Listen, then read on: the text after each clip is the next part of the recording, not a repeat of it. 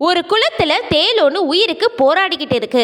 அது எவ்வளவு முயற்சி பண்ணாலும் அதால கரைக்கு வர முடியல. இதை பார்த்துக்கிட்டு இருந்த முனிவர் ஒருத்தர் அந்த தேளுக்கு எப்படியாவது உதவி செய்யணும்னு அது கிட்ட போறாரு. அவர் வலது கையால அந்த தேளை தூக்குறாரு. உடனே அந்த தேள் அவரை கொட்டிடுது. வலி தாங்க முடியாத அவரு ஐயோ அம்மான்னு கத்திட்டு அந்த தேளை மறுபடியும் தண்ணியிலே விட்டுறாரு. இப்போ அவரோட இடது கையால தேளை காப்பாத்தலான்னு முயற்சி பண்றாரு.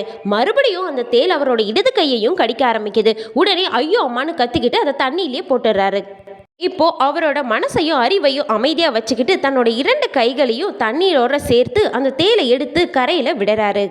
இத தூரத்துல இருந்து பார்த்துக்கிட்டு இருந்த ஒருவர் முனிவர்கிட்ட வந்து, ஐயா அது விஷமுள்ள ஒரு ஜந்து, அது மட்டும் இல்லாம அது உங்களை பல முறை கொட்டுச்சு, அப்பவும் நீங்க ஏன் அதை காப்பாற்றணும்னு நினைச்சீங்கன்னு கேட்டான். அதற்கு அந்த முனிவர், கொட்டுறது தேலோட குணம், காப்பாத்துறது என்னோட குணம்னு பொறுமையா சொல்லிட்டு கிளம்பினாராம். இந்த கதையிலேருந்து உங்களுக்கு என்ன தெரியுதுன்னா, நாம கோவப்படுற மாதிரி எந்த சூழ்நிலை வந்தாலும் அந்த முனிவர் மாதிரி பொறுமையோட அதை கையாளணும். இந்த வீடியோ உங்களுக்கு